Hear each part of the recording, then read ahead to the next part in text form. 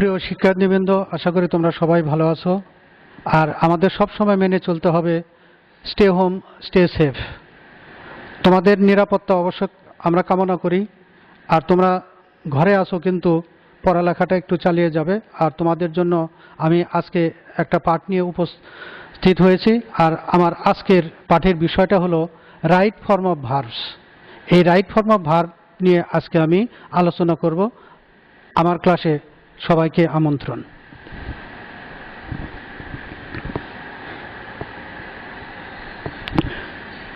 প্রিয় শিক্ষার্থীবৃন্দ, আমরা জানি রাইট ফর্ম অফ ভার্ব এমন একটা বিষয় যে আমরা সেন্টেন্স লিখতে গেলেই ভার্বের ব্যবহার করতেই হয়। সবচেয়ে গুরুত্বপূর্ণ একটা অংশ সেন্টেন্সের, সেটা হলো ভার্ব।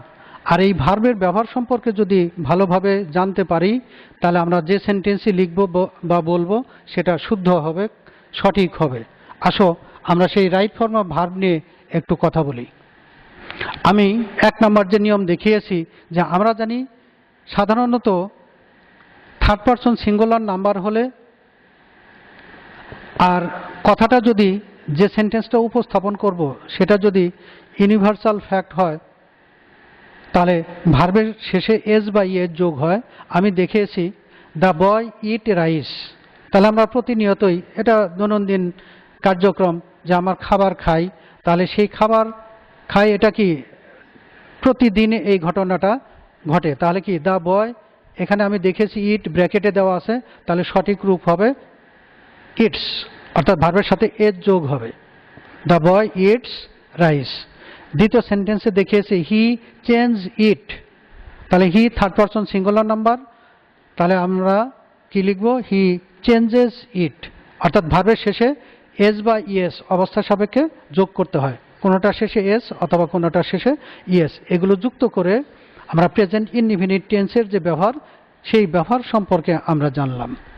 প্রিয় শিক্ষার্থী, আসো দেখো, আমি 2 নম্বর নিয়মে দেখিয়েছি যে ইউনিভার্সাল ফ্যাক্ট যখন হয়, যেমন এখানে দেখিয়েছি universal truth, habitual fact, historical event, present indefinite tense, এগুলো যদি হয় তাহলে সেক্ষেত্রে ওই একই নিয়ম প্রযোজ্য, অর্থাৎ ভার্বের শেষে এস বা ইয়েস যোগ হয়।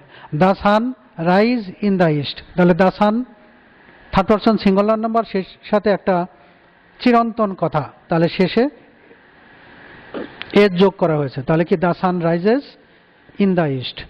2 নম্বর সেন্টেন্সে the earth move round the sun, তাহলে এই সেন্টেন্সটাতে আমরা এই মুভ ভার্বের সাথে এস যোগ করে লিখছি মুভস, অর্থাৎ the sun moves round the sun.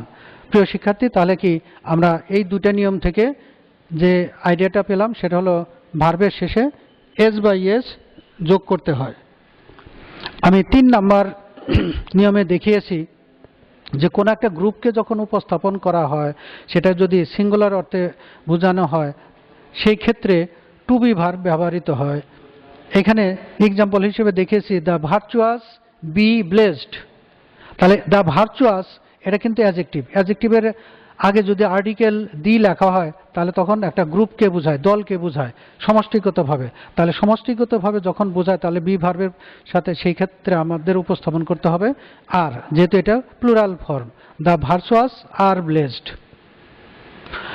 B নাম্বারে দেখিয়েছি the rich be not always happy, তাহলে দ্য রিচ বলতে কি ধনী সম্প্রদায় বা গোষ্ঠীকে বোঝায়, তাহলে কি বহু বচন বোঝায়, তাহলে সেই হিসেবে আমরা লিখছি the rich are not always happy. তাহলে এখানে দেখিয়েছি আর, অর্থাৎ বি ভার্বের জায়গায় আমরা বসিয়েছি আর। প্রিয় শিক্ষার্থী, তাহলে আমরা কি জানলাম, যদি একটা অ্যাডজেক্টিভের আগে আর্টিকেল দা লেখা হয় এবং তার দ্বারা বহু বচন বোঝায়, অর্থাৎ একটা গোষ্ঠীকে বোঝায়, তাহলে সেই ক্ষেত্রে টু বি ভার্বটা প্লুরাল ফর্মে ব্যবহৃত হয়। আমরা এখান থেকে জানবো 4 নম্বর নিয়ম, যেটা হলো যে একটা সেন্টেন্সে, সিম্পল সেন্টেন্সে যদি 2টা ভার্ব থাকে, তাহলে দ্বিতীয় ভার্ব বা ব্র্যাকেট ভার্বের সাথে আইএনজি যুক্ত করতে হয়। সিম্পল সেন্টেন্সে একটাই ফাইনাইট ভার্ব থাকে, যদি আরেকটা অতিরিক্ত ভার্ব থাকে তার সাথে আইএনজি যুক্ত করে সেটাকে পার্টিসিপলে রূপান্তর করতে হয়।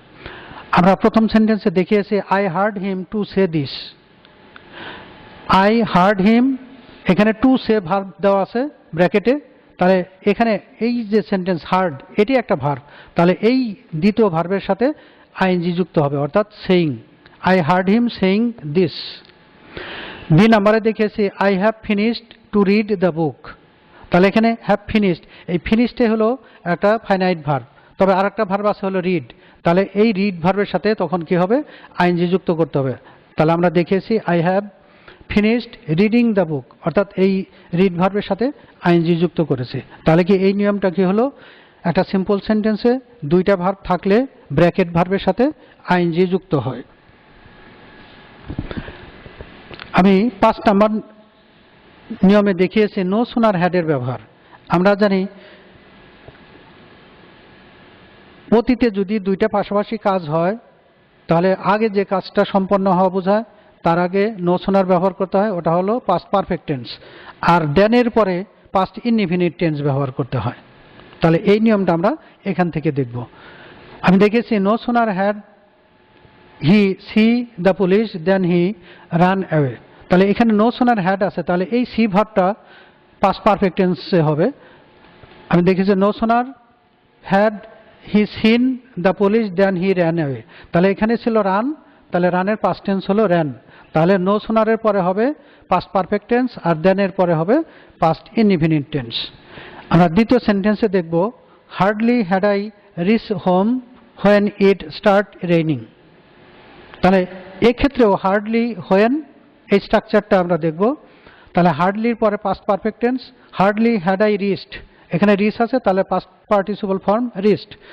Hardly had I reached home when it started raining, তাহলে হোয়েনের পরে পাস্ট ইনডিফিনিট টেন্স হয়, তাহলে ওখানে দেখানো আছে স্টার্ট, তাহলে স্টার্টের পাস্ট টেন্স হলো স্টার্টেড। তাহলে আমরা এখান থেকে শিখলাম হার্ডলি সাথে বসে হলো পাস্ট পারফেক্ট টেন্স আর হোয়েনের পরে বসে পাস্ট ইনডিফিনিট টেন্স। তাহলে আমরা এই যে দুইটা নিয়ম শিখলাম no sooner had dot dot then, আর একটা হলো হার্ডলি ডট ডট হোয়েন। প্রিয় শিক্ষার্থী, আশা করি তোমরা বুঝতে পেরেছো। আসো আমরা পরবর্তী নিয়মটা দেখব, just, just now, late, of late, recently, already, এই কথাগুলো যদি সেন্টেন্সে থাকে তাহলে ওই সেন্টেন্সটা প্রেজেন্ট পারফেক্ট টেন্সে হয়। দেখো এ নাম্বারে দেওয়া আছে the train just reach the station. তাহলে যেহেতু জাস্ট আছে তাহলে এটা হবে পারফেক্ট টেন্সে, তাহলে হবে past participle. The train has just reached the station, তাহলে এটা কোন টেন্স হলো, present perfect tense. He already complete MA, তাহলে অলরেডি আছে তাহলে পাস্ট প্রেজেন্ট পারফেক্ট টেন্স হবে। He has already completed MA, তাহলে হ্যাজ অলরেডি কমপ্লিটেড, এটা কোন টেন্স ইন্ডিকেট করে, প্রেজেন্ট পারফেক্ট টেন্স। তাহলে একই নিয়ম শিখলাম যে just, just now, already, in the meantime, এরকম কথা যদি কোনো সেন্টেন্সে থাকে তাহলে ওই টেন্সটা হয় পাস্ট প্রেজেন্ট পারফেক্ট টেন্স। আসলে আমরা পরবর্তীতে যে নিয়মটা দেখব যে অ্যাজ ওয়েল অ্যাজ এর ব্যবহার, এটা একটা কনজাংশন অ্যান্ড এর মতো ব্যবহৃত হয়, কিন্তু এই অ্যাজ ওয়েল অ্যাজ এর আগে যে সাবজেক্টটা থাকে সেই সাবজেক্টের পার্সন এবং নাম্বার অনুযায়ী পরে ভার্বটা ব্যবহার করতে হয়। আমি দেখিয়েছি beacon as well as Shakespeare be dead. তাহলে এখানে দুইটা নাউন দেওয়া আছে, বেকন একটা হলো শেক্সপিয়ার, কিন্তু এখানে শেক্সপিয়ারকে ইন্ডিকেট না করে শুধু বেকনকে বোঝাবে, তখন সেটা হবে ওয়াজ, অর্থাৎ beacon as well as Shakespeare was dead. তাহলে ওয়াজ কেন লিখলাম, ওয়াজ কথাটা সিঙ্গুলার অর্থে ব্যবহৃত হয় এই বেকনকে বোঝানোর জন্য। তাহলে অ্যাজ ওয়েল অ্যাজ এর পরে যে নাউনটা থাকবে ওইটা কাউন্ট হবে না। Number B, I with my brother B present there. তাহলে I with my brother was present there, তাহলে এখানে যে ব্রাদার আছে উইথ মাই ব্রাদার, এই ব্রাদারটা কাউন্ট হবে না, শুধু আইটা কাউন্ট হবে। তাহলে আই উইথ মাই ব্রাদার ওয়াজ, অর্থাৎ আই ওয়াজ প্রেজেন্ট দেয়ার, তাহলে আয়ের সাথে ওয়াজ ভার্বের মার্জ হবে। তাহলে এখান থেকে আমরা শিখলাম যে অ্যাজ ওয়েল অ্যাজ অথবা উইথ অথবা অ্যাডিশন এরকম কথা ব্যবহার থাকলে শুধু প্রথম সাবজেক্টটা অনুযায়ী ভার্বের ব্যবহার করতে হবে। প্রিয় শিক্ষার্থী, আশা করি তোমরা বুঝতে পেরেছো।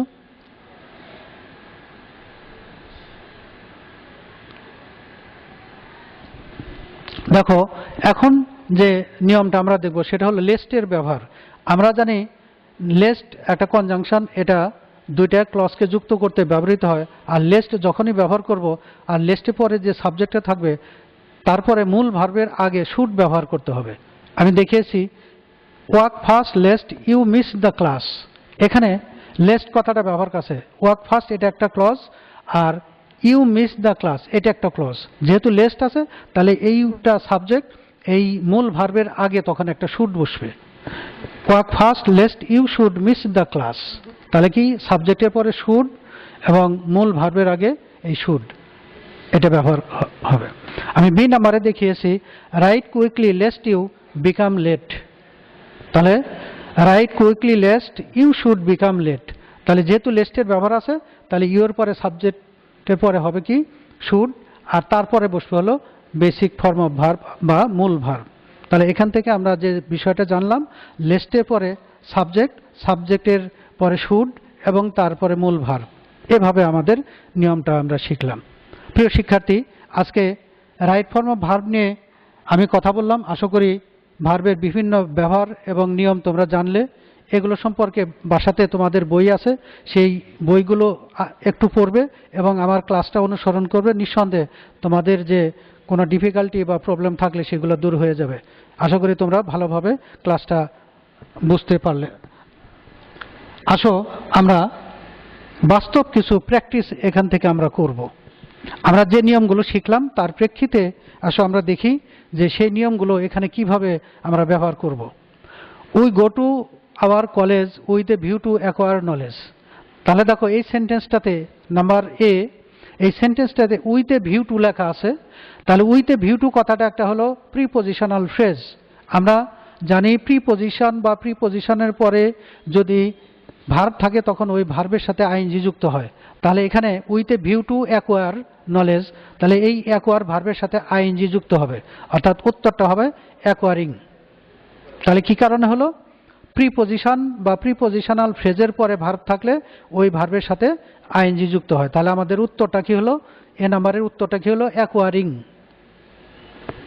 Number B, the student read a book at that time, তাহলে এখানে অ্যাট দ্যাট টাইম অতীতকে ইন্ডিকেট করে, দূরের সময়কে বোঝায়। তাহলে আমরা লিখব the student was reading a book at that time, তাহলে উত্তরটা কি হবে? Was reading, past continuous tense. আর অ্যাট দ্যাট টাইম অতীতকে বোঝায়, সেই অর্থে আমরা ওয়াজ রিডিং লিখলাম। Number C, walk fast lest you should miss the train, তাহলে আমরা যে শুডের ব্যবহার শিখলাম, লেস্টের ব্যবহার শিখলাম, এই লেস্টের ব্যবহার আছে, তাহলে you should miss the train, তাহলে উত্তর কি হলো? Should miss. Number D, you ever be to Cox's Bazar, তাহলে এখানে আমরা জানি যে প্রেজেন্ট পারফেক্ট টেন্সের নিয়ম দেওয়া আছে। তাহলে কি আমাদের যেহেতু সেন্টেন্সটা ইন্টারোগেটিভ সেন্টেন্স, তাহলে লিখতে হবে have you ever been to Cox's Bazar, তাহলে হ্যাভ কথাটা সাবজেক্টের আগে আসবে। তাহলে উত্তর কি হলো? Have you ever been to Cox's Bazar. He be in Dhaka for 10 years, তাহলে ডিউরেশন অফ টাইম লম্বা সময় বোঝাচ্ছে, ফর 10 ইয়ার্স, তাহলে এখানে প্রেজেন্ট পারফেক্ট কন্টিনিউয়াস টেন্স হওয়ার কথা, কিন্তু ব্র্যাকেট ভার্বটা বি ভার্ব, তাহলে হবে প্রেজেন্ট পারফেক্ট টেন্স, অর্থাৎ he has been in Dhaka for 10 years, তাহলে এখানে উত্তরটা কি হবে? Has been. If he had money he help the poor, তাহলে কন্ডিশনাল সেন্টেন্স, এটা দেওয়া আছে হলো past indefinite tense, he had money, আর এটা হলো পাস্ট কন্ডিশনাল, তাহলে আমাদের লিখতে হবে he would help the poor, অর্থাৎ হেল্পের আগে একটা উড অথবা কুড লিখতে হবে, হি উড অথবা he could help the poor, উত্তরটা কি হলো? Would help. Number G, water know as life should be pure, তাহলে water known as life should be pure, তাহলে এই ক্ষেত্রে কি হবে? পাস্ট পার্টিসিপল, অর্থাৎ known. The man hang for murder last year, তাহলে এটা প্যাসিভ আইডিয়া দিচ্ছে, তাহলে উত্তরটা হবে the man was hang for murder last year, তাহলে উত্তরটা কি হলো? Was hanged. No books B sold yesterday, এর দ্বারা অতীতকে বোঝায় আর বুকস দ্বারা বহু বচন বোঝায়, তাহলে no books were sold yesterday, তাহলে এখানে ভার্বটা কি হবে? Were. Number J, the boy walk in the garden is a student of BBA, তাহলে দ্য বয় সম্পর্কে ধারণা দিচ্ছে, তাহলে প্রেজেন্ট পার্টিসিপল হবে, অর্থাৎ walking. The boy walking in the garden is a student of BBA, অর্থাৎ এখানে আমাদের উত্তরটা তাহলে কি হবে? ওয়াকিং। কোন নিয়মে? প্রেজেন্ট পার্টিসিপল করতে হবে, এই নিয়মে, ওয়াকিং। তাহলে আজকে আমরা কিছু এক্সারসাইজ করলাম, আশা করি এই এক্সারসাইজটা তোমাদেরকে অনেক সাহায্য করবে তোমাদের যে রাইট ফর্ম অফ ভার্ব লেখার নিয়ম। তবে তোমাদের পরীক্ষাতে এই পদ্ধতি থাকবে, মডেল এক্সারসাইজ, রাইট ফর্ম ভার্বের একটা মডেল এক্সারসাইজ দেওয়া থাকবে। এভাবে তোমরা এ টু জে পর্যন্ত নাম্বারিং করবে, গোটা প্যাসেজ তোলার দরকার নাই, সেই নাম্বার অনুযায়ী শুধু রাইট ফর্ম অফ ভার্বের যে কারেকশন ওইটা শুধু দিয়ে দিবে, তাহলেই হবে।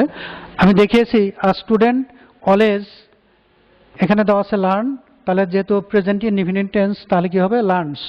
হিজ লেসন, তাহলে এর নাম্বারের উত্তর কি হবে? লার্নস।